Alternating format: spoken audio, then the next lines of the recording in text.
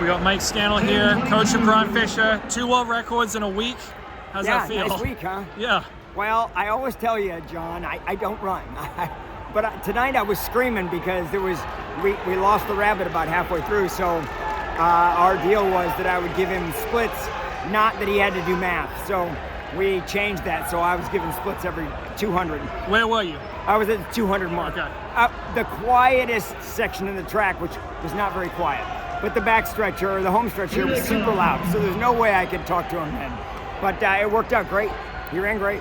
Yeah. I mean, had you guys talked about a time? I know you were reluctant to bill this as an official world record attempt, but he certainly seemed like you had a world record in mind. Like, what did you talk about it with Grant? All right, skip the world record title, but we talk about correct fitness, and we wanted to run 61s, of course. I don't know if you knew that or not, but that's what we build it out and try to get rabbits for that, which was honestly kind of difficult, but we got that job done.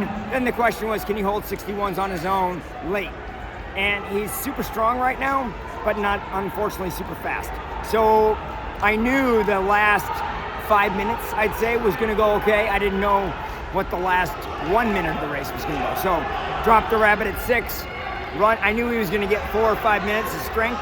I didn't know how that last minute would go, but he ran great. Yeah. Not a whole lot of pickup at the end, but I don't really care. It was a very strong effort. What do you think was his best workout in the lead up to this string of races he's done? Oh boy, that's a tough one. Thanks for putting me on the spot, John.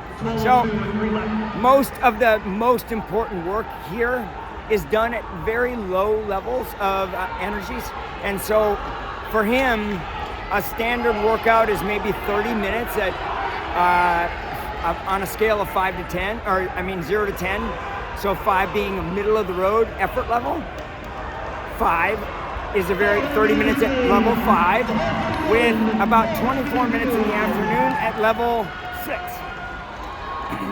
That being kind of a staple for his fall, and then obviously January is probably the most, that right there gets you in the middle. I think you and I talked about this. What are you working on now? I mean, where are you now? And I told you we're working in the middle. That's working in the middle. Yeah. And in terms of what you expected from this string of 3 races coming in, has this exceeded expectations? Or No. No. So I very reluctantly threw out what I thought he would run, depending on how the rabbit went, this morning to some people from Nike. So they said, okay, what is he going to run? And like you asked me, there's no way I'm going to commit. But my prediction was 12:45. And I hate being wrong. I tell you right now. And you ran too fast. Yeah, I'm okay being wrong on the slow end.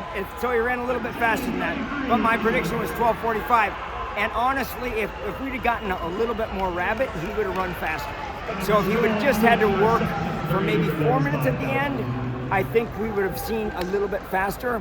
But somewhere in the middle, the rabbit slowed a little bit, and then Grant had to pick it up. I don't know if you've looked at splits. I haven't, but just visually watching the race, that's what my assessment is right away. So, but I mean, come on. Really? You're going to pull apart that race? Let it go. No, it was awesome to run. And I'm also curious, do you think coming out of this indoor season, one of the 2 guys who beat him in the 5K last year just set a world record yesterday in Laverne, Jakob Ingebrigtsen. Do you think he's closed the gap on Jakob, or where do you think? The hard part about Jakob is, he is the standard. Like, you didn't ask me about anybody else, right? You asked me about the standard in distance running today. I respect that standard, but I also know it's our job to beat that standard. And so my goal coming into the fall was that we close that gap, because the gap was more than 1.8 or whatever it was at the end of that 5K, honestly. But it's a race to win.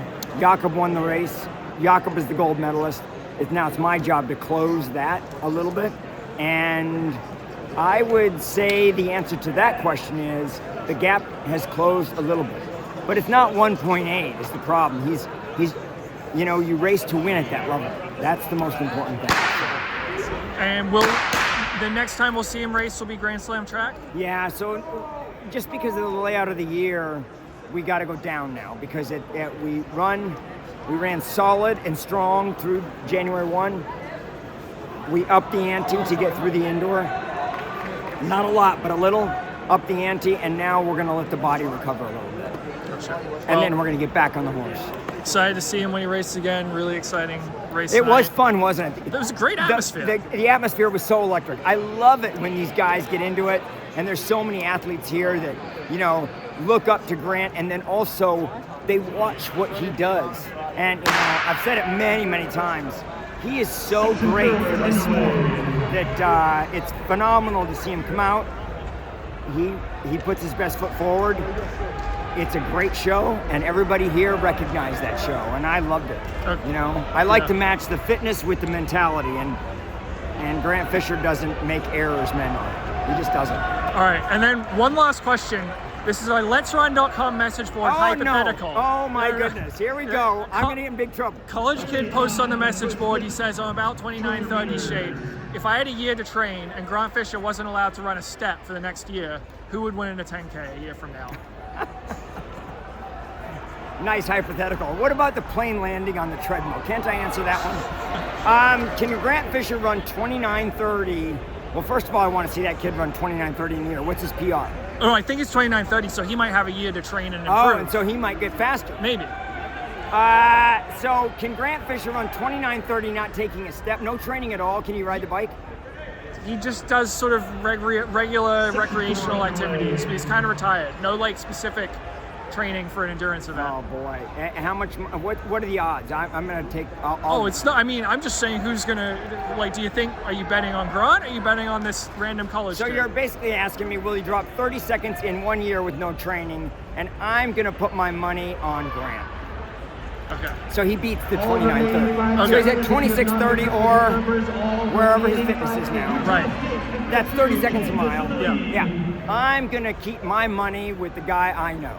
So tell your college guy, well, it depends how much money it is, because the deal could be on if the pool of cash is big enough. No, I'm just kidding. Yeah. All right. We got work to do. Appreciate the thought. Thanks for putting that out there, John. So nice of you.